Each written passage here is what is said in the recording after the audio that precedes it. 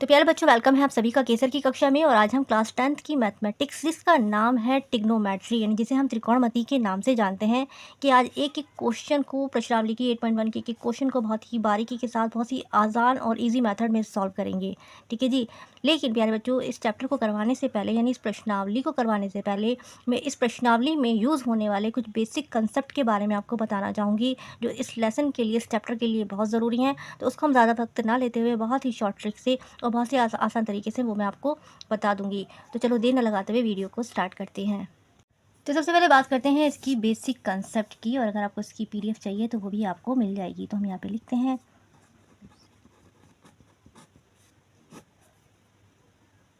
तो प्यारे बच्चों, ये जो त्रिकोणमिति है यानी ट्रिग्नोमेट्री जो है, इसके जो रूल्स हैं, यानी इसके जो नियम कानून हैं, वो काय में फॉलो होते हैं?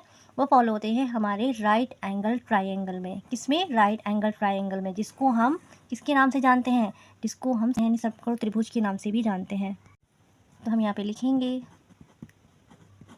Right angle triangle. ठीक है जी, जिसे हम किसके नाम से जानते हैं? समकोण त्रिभुज के नाम से जानते हैं।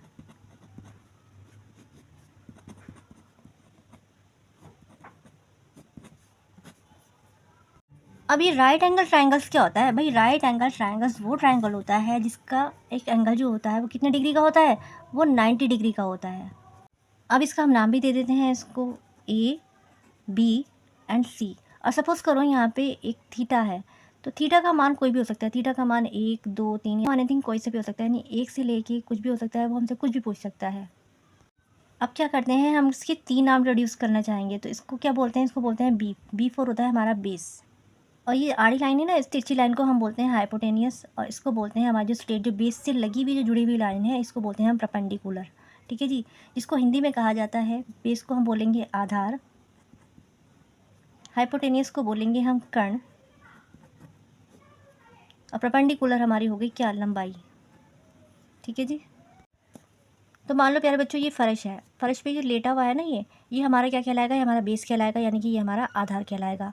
उसी बेस से लगा हुआ, सपोज़ करो कि यहाँ पे एक खंभा खड़ा हुआ है, तो वो हमारा क्या कहलाएगा? ये हमारा परपेंडिकुलर कहलाएगा, यानी कि ये हमारी लंबाई कहलाएगी। और 90 डिग्री के जस्ट सामने वाला जो एंगल होता है, वो ऑलवेज, यानी कि हमेशा क्या होता है? वो हमारा हाइपोटेनियस होता है, यानी कि वो हमारा कर्ण होता है। तो हियर यहाँ पे हम लिख देते हैं, शॉर्ट में हम लिख देंगे, आपको शॉर्ट में ही याद रखना है। तो हमारा P4 क्या होता है प्यारे बच्चों? P4 होता है हमारा परपेंडिकुलर।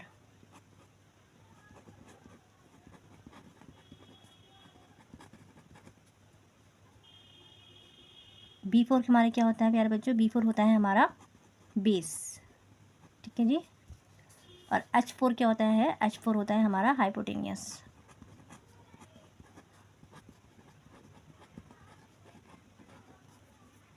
अब प्यारे बच्चों, ये राइट एंगल ट्रायंगल है ना, इसमें एक रूल फॉलो होता है। तो कौन सा रूल फॉलो होता है? वो होता है हमारा पाइथागोरस थ्योरम, यानी कि पाइथागोरस थ्योरम जो होती है वो इसको सेटिस्फाई करती है। तो हम यहाँ पे लिखेंगे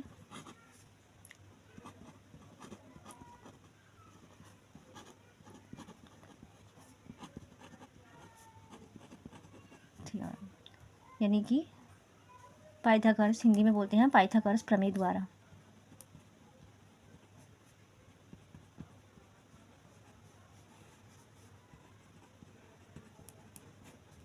ठीक है जी। तो इस पाइथागोरस थ्योरम का आपको यूज़ करना पड़ सकता है। तो लेट्स सपोज, मान लो कि आपको 2 साइड्स गिवन हो और एक साइड का पता ना हो, तो आप उस कंडीशन में पाइथागोरस थ्योरम का यूज़ करोगे, इस्तेमाल करोगे। उसकी कैलकुलेशन से, उसकी मदद से आप तीसरी साइड को कैलकुलेट कर लोगे, निकाल लोगे। ठीक है जी। तो जब हम एनसीईआरटी के क्वेश्चंस करने बैठेंगे ना, तो आपको और अच्छे से आइडियाज़ भी लग जाएंगे। तो प्यारे बच्चों, ये पाइथागोरस थ्योरम क्या कहती है? पाइथागोरस थ्योरम कहती है कि हाइपोटेनियस का जो स्क्वायर होता है वो बराबर होता है किसके? बेस के स्क्वायर के प्लस परपेंडिकुलर के स्क्वायर के। यानी कि कर्ण का स्क्वायर बराबर होता है किसके? आधार के स्क्वायर के प्लस किसके? इस लंबाई के स्क्वायर के। ठीक है जी। और इसी को ही पाइथागोरस थ्योरम कहा जाता है।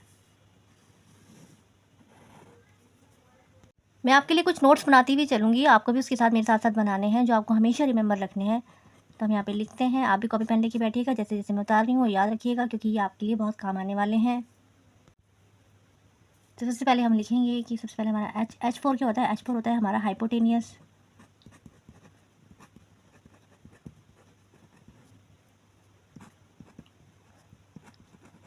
इज द बिगेस्ट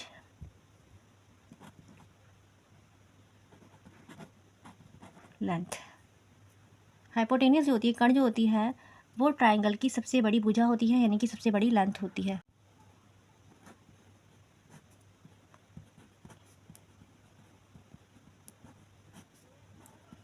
सबसे बड़ी भुजा होती है।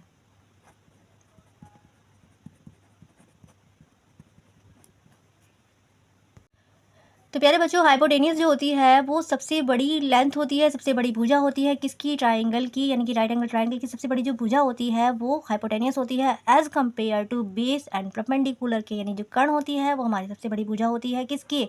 आधार के और लंब की। तो ये तो हो गया हमारा पहला नोट। दूसरा नोट क्या है? दूसरा नोट प्यारे बच्चों हमारा ये है कि 90 डिग्री के जस्ट सामने वाली सामने वाली लेंथ को क्या कहते हैं? ऑलवेज हाइपोटेनियस कहते हैं।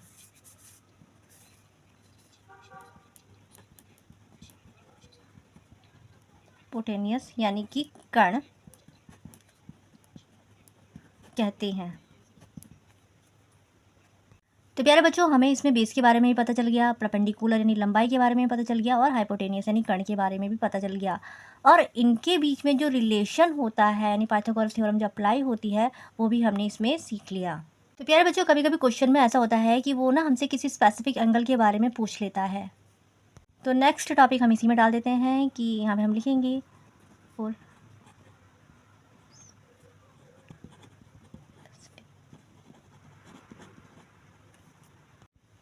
तो प्यारे बच्चों देखो, स्पेसिफिक एंगल के लिए क्या होता है कि जैसे आपके पास ये ट्राइंगल है,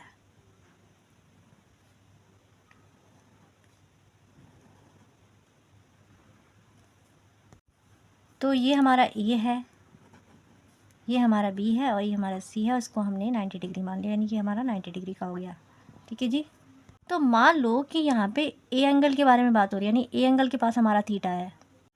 तो यहाँ पे हम लिखते हुए चलेंगे, आपको भी ऐसे ही लिखना है जैसे हम लिख रहे हैं, जिससे कि आपको आगे तक याद रहेगा। जो भी थीटा आपको निकालना हो, यानी जो भी कॉरस्पॉन्डिंग आपको निकालनी है, तो प्यारे बच्चों जो भी थीटा आपको निकालना है तो उसको ऐसे ही लिखना जैसे मैं लिख रही हूँ, जिससे कि क्या है कि आपके नोट्स बनते चले जाएंगे, जो आपकी फाइनल टर्म में आपकी बहुत ज़्यादा हेल्प करेंगे।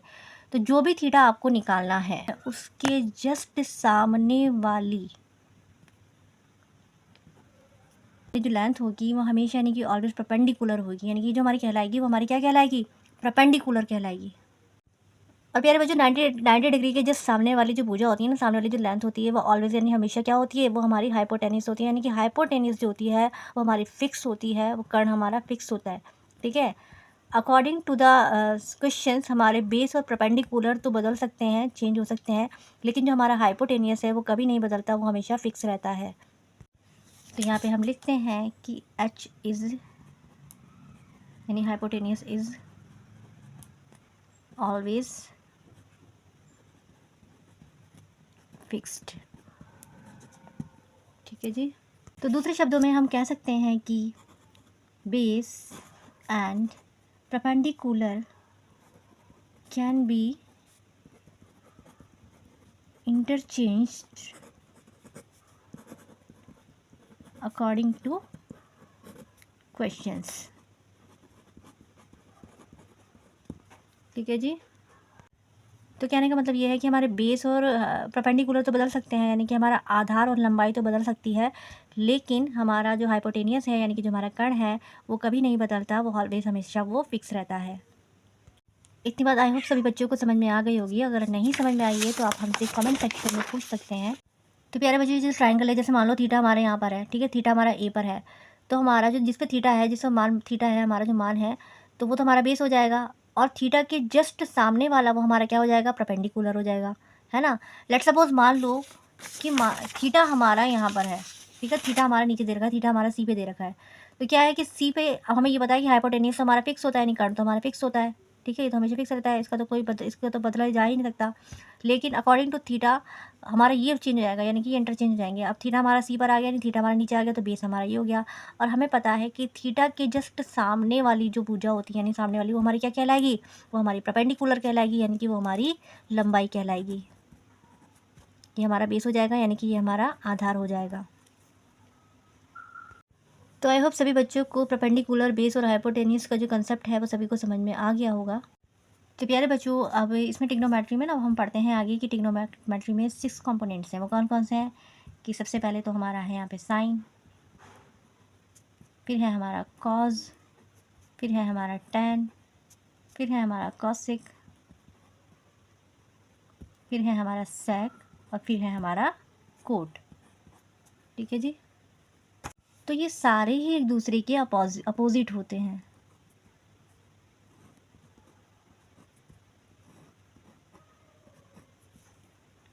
कैसे होंगे? साइन का कॉसिक हो जाएगा, कॉस का सेक हो जाएगा, टैन का कोट हो जाएगा।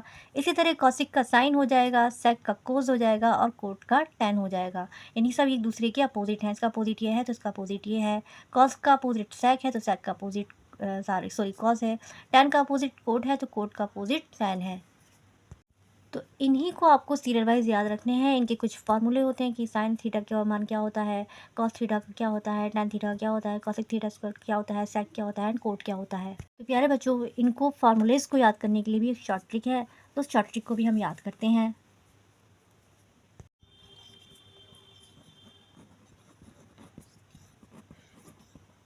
शॉर्ट ट्रिक क्या है प्यारे बच्चों? को शॉर्ट ट्रिक है हमारी, हम यहाँ पे लिखेंगे पी बी पी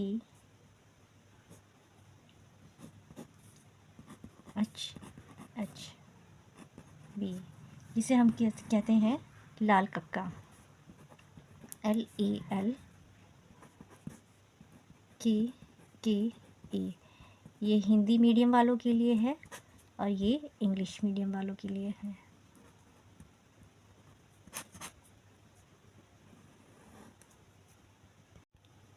तो लाल कक्का का मतलब क्या हो गया? कि लाल कक्का का मतलब हो गया हमारा लंब बटे कर्ण हो गया। ये हमारा ये लंब बटे कर्ण हो गया, ये हमारा आधार बटे कर्ण हो गया, और ये हमारा लंब बटे आधार हो गया। इसी तरीके से ये हमारा परपेंडिकुलर अपॉन में हाइपोटेनियस हो गया। ये क्या हो गया? हमारा बेस अपॉन में हाइपोटेनियस हो गया। और ये क्या हो गया? हमारा परपेंडिकुलर अपॉन में बेस हो गया। आपको भी इसी तरीके से प्यारे बच्चों याद रखना है। तो यहाँ पे हम ऊपर से लिखते हैं, ये हमारा हो गया हमारा साइन हो गया, है ना, ये वाला साइन हो गया, ये हमारा कॉस हो गया, और ये हमारा टैन हो गया। इसी तरीके से नीचे वाला क्या हो जाएगा? ये हमारा कॉसिक हो जाएगा। ठीक है जी, ये हमारा सेक हो जाएगा, और ये हमारा कोट हो जाएगा।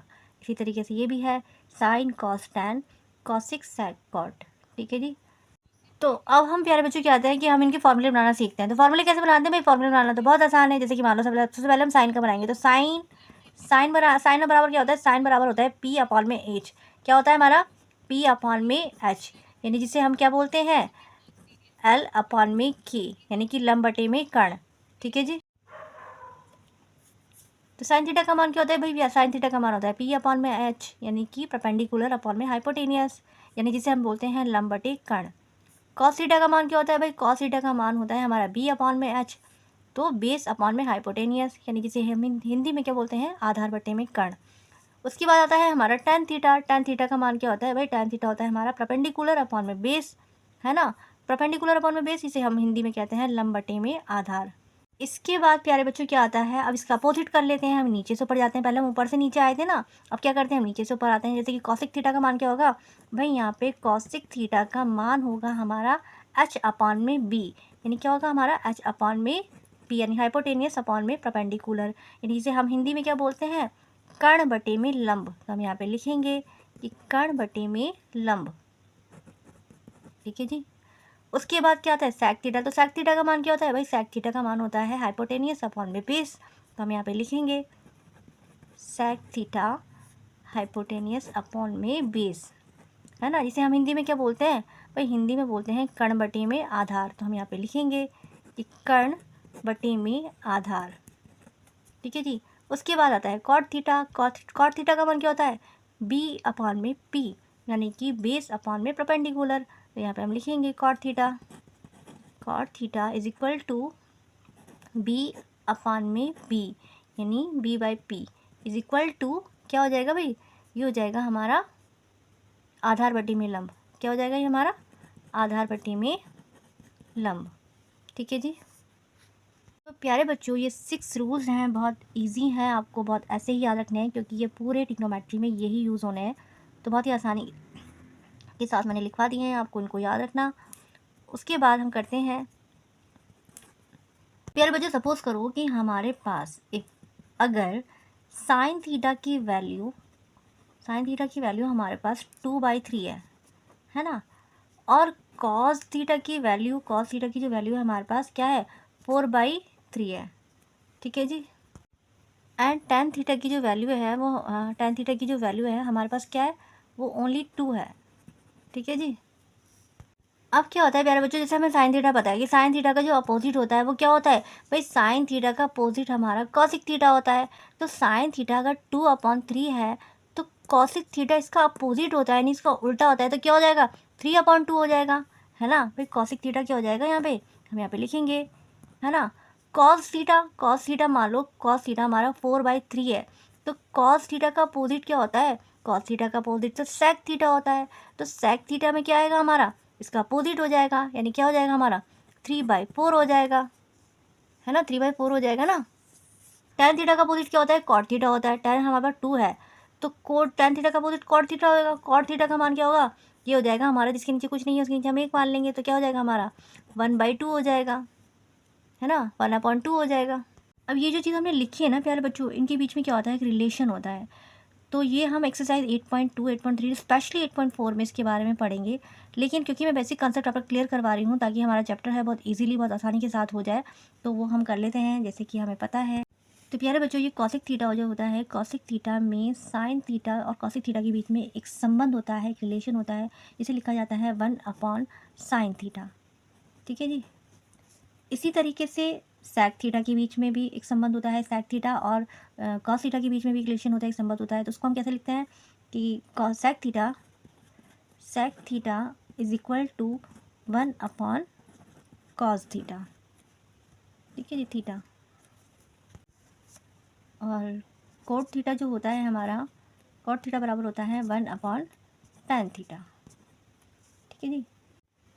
तो ये जो एक्सरसाइज है वो आपकी अभी एक्सरसाइज हम 8.2, 8.3 और 8.4 करेंगे स्पेशली। तो ये इसमें आपको बहुत हेल्प करने वाली है, तो इसको बहुत ध्यान से सीख लीजिएगा क्योंकि ये इसके लिए बहुत ज़्यादा ज़रूरी है।